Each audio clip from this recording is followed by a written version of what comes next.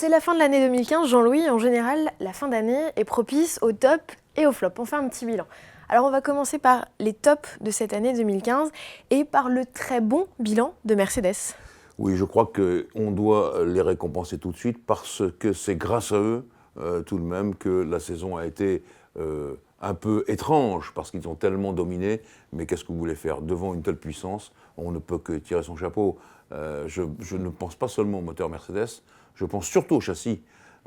En aérodynamique, en grippe mécanique, l'adhérence formidable, le comportement en haute vitesse, le comportement dans les grandes courbes, enfin il y a tout. Il y a tout. Il y a eu un faux pas qui était celui de Singapour. On n'a jamais bien su pourquoi. Mercedes le sait, mais ne veut pas le dire. On le saura un jour forcément. Mais en tout cas, bravo pour ça. Il y avait 19 Grands Prix, ils en ont quand même gagné 16. Alors oui, des grands prix gagnés, mais grâce aussi à leurs pilotes et notamment la très belle prestation de Lewis Hamilton tout au long de l'année. Oui, moi je trouve ça formidable. Je sais qu'il y a d'ardents défenseurs de Rosberg, on va y venir, mais Lewis Hamilton, qu'est-ce que vous voulez faire? Il vous dit lui-même, regardez d'où je viens, regardez mes résultats, je suis le plus fort. Et ça c'est vrai. Contre Rosberg, en tout cas, il est le plus fort.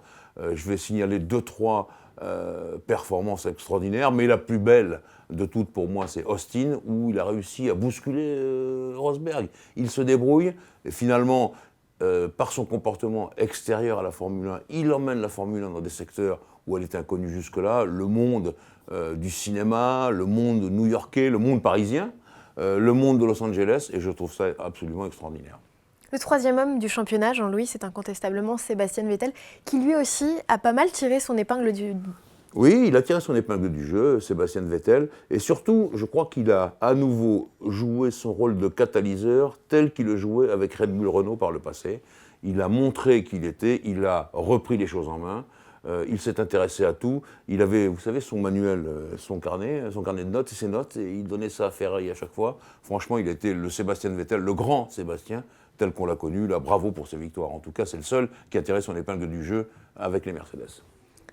On va à présent parler, Jean-Louis, des rookies, avec un Max Verstappen qui a été largement plébiscité, récompensé même à la FIA pour sa très très belle saison. C'est selon vous celui qui a le plus d'avenir peut-être en Formule 1 parmi la jeune génération ? Tout à fait, tout à fait. Moi, je crois qu'on a dans ce monde de la Formule 1, où il faut faire attention à l'essence, où il faut faire attention à l'usure des pneus, où il faut faire attention à ce que donnent les kers, etc. Il a été un véritable attaquant. Et rien que pour ça, il me rappelle la Formule 1 des années 70. Et donc, je ne peux qu'applaudir à ce garçon qui est vraiment à peine son permis de conduire. Il l'a passé cette année, vous vous rendez compte, et qui se permet de faire des choses. Je vais encore reparler, on a tellement parlé sur Canal, par exemple, de son extérieur sur Nasser dans Blanchimont à Francorchamps au Grand Prix de Belgique. Franchement, on a besoin de garçons comme ça. Et comme vous l'avez dit, Géraldine, toutes les grandes équipes ont l'œil sur lui. Et vous pouvez être sûr qu'il est prêt à signer tous les contrats qu'il faut. Il pourra aller où il veut.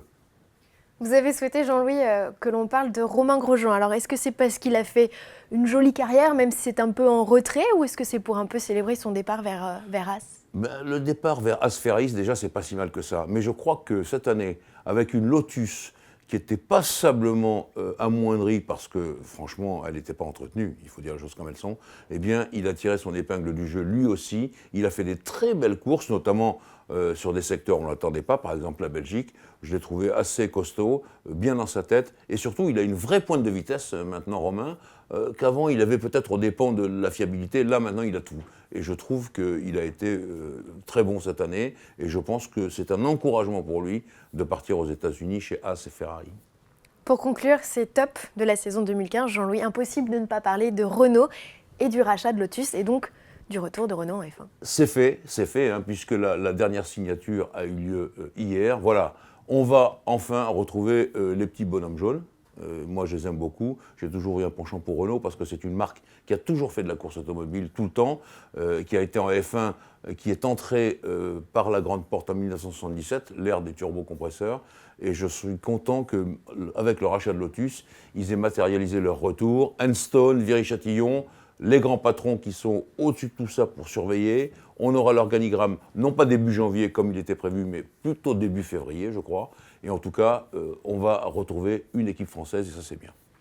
Renault, donc, qui revient en Formule 1, qui ne motorisera plus, en tout cas de manière officielle, l'écurie Red Bull l'année prochaine. Et finalement, c'est pas plus mal parce qu'il y a eu quand même pas mal de tensions cette année. Oui, alors ça, on va passer dans les flops. Je pense que Red Bull Renault, c'est un flop. C'est un flop du côté du moteur lui-même, et je sais que Cyril Abiteboul, le DG de Renault Sport F1, aura à cœur de remettre les choses en place. Pour avoir une vraie voiture qui marche, il faut un moteur qui marche, et pour l'instant, Renault n'a pas montré ce que vraiment Viry-Châtillon peut faire. Et la deuxième chose, le flop, c'est Red Bull aussi, de son côté, qui n'a pas été tendre avec Renault. Je répète la célèbre phrase de Michael Schumacher, on gagne ensemble, on perd ensemble. Et quand on perd ensemble, eh bien, il vaut mieux faire profil bas et ne rien dire, plutôt que de se jeter dans les injures, c'est le terme, vis-à-vis de son motoriste. Ça n'a pas servi Red Bull. Ils s'en sortent bien là, grâce à un moteur Renault débadgé, mais si Ferrari et surtout Mercedes leur a fermé la porte, c'est en partie à cause de cela. On ne peut pas sans cesse accuser son motoriste. Eh bien, il le perd, Red Bull. On verra bien ce qu'ils vont faire cette année. En tout cas, flop. Un autre flop que vous nous avez signalé, Jean-Louis, c'est Rosberg, alors qu'il a effectivement fait un début de saison catastrophique, mais qui s'est rattrapé sur la fin. Oui, il s'est rattrapé sur la fin, mais si je mets Rosberg dans les flops, et pourtant, vous savez que j'aime bien Nico, tout le monde le sait ici, c'est parce qu'il n'a pas su se débrouiller vis-à-vis de Lewis Hamilton. Il s'est laissé marcher dessus 3 fois de suite. La Hongrie, le Japon et Austin au Texas.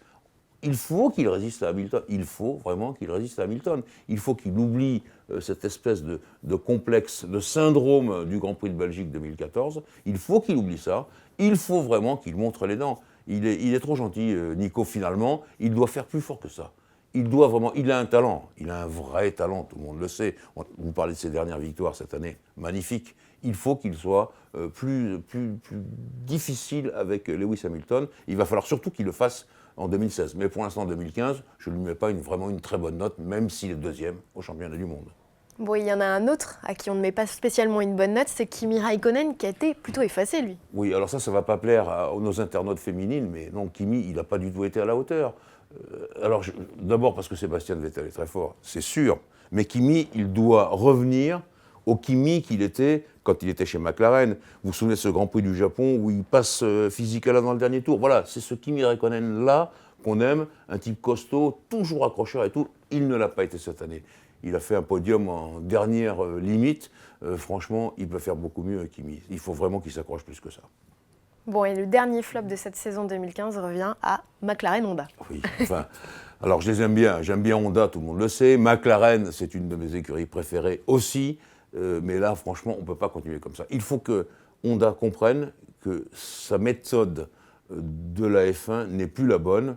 Avant, vous savez, on prenait des jeunes ingénieurs, on les mettait dans la F1, on les faisait revenir aux voitures de série. Non, il faut maintenant accélérer. Il faut vraiment que Honda recrute à l'extérieur de vrais motoristes pour que McLaren puisse se développer. McLaren, c'est une équipe formidable. Vous prenez Eric Boulier, vous prenez Jenson Button, vous prenez Fernando Alonso. Il y a vraiment un trio extraordinaire et des ingénieurs qui valent le coup. Il faut vraiment remettre tout ça en place. Je pense que Ron Dennis, qui s'est lancé dans l'aventure Honda, s'est peut-être un peu trompé. Et je crois qu'il va falloir revenir à des proportions plus sérieuses pour essayer de gagner un peu, de retrouver l'équipe McLaren telle qu'on la connaît, c'est-à-dire une très grande équipe.